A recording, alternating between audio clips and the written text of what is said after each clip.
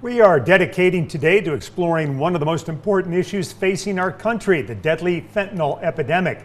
The CDC estimates more than 74,000 Americans died from the synthetic opioid last year. We've been breaking down the issue, looking at the macro and the micro, from laws and law enforcement to the people who find themselves in the clutches of this deadly drug. An addiction many never escape. WKRG News 5's Devin Walsh has the personal story of a woman who overcame a fentanyl addiction, but just barely. Fentanyl is being called the most dangerous drug on the streets right now. Recovering addict Taylor Lester says it nearly killed her. This is what she looked like when she was drowning in addiction. At the height of my addiction, I was taking 15 fentanyl pills a day. There's no doubt that this 30-year-old was dealing with stress before she became addicted.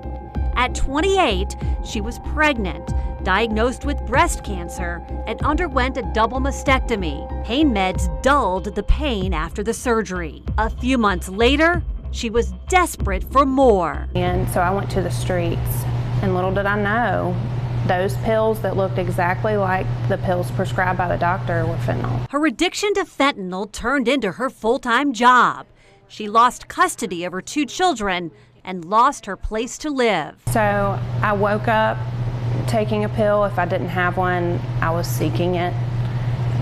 Afternoon, into the evening, throughout the night. Eventually, she overdosed, was arrested, and sent to jail. In my addiction, I was searching constantly. You can see the blue lights on this photograph. That was when I was at my lowest point. She then finally decided to make a change. I wake up and I say, I'm blessed and highly favored. She's now a graduate at the Home of Grace, a Christian recovery center for women in Mobile. The restorative power of God is here at the Home of Grace. Lester's not the only woman who was addicted to fentanyl here at the Home of Grace. In fact, the executive director tells me that just about every woman who comes through the doors is addicted to it, whether she knows it or not. Fentanyl was in everything.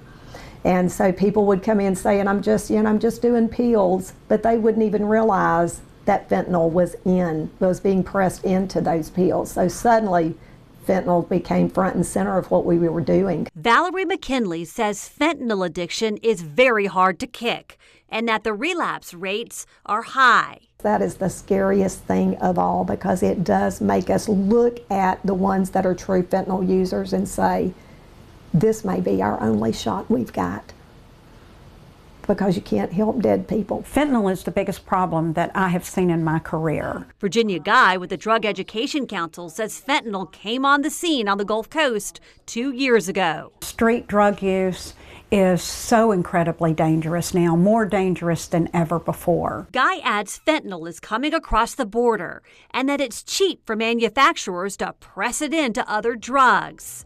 She says educating young people is key. I haven't seen my children in almost 2 years. Lester shares her story at the Home of Grace, helping other addicts avoid her same path. If you want to die, if you want to lose your life and everything that you love, go ahead.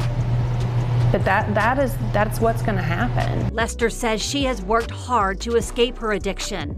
And thanks to the Home of Grace, she can look forward to the future drug-free. With photojournalist Arnell Hamilton, I'm Devin Walsh, WKRG News 5.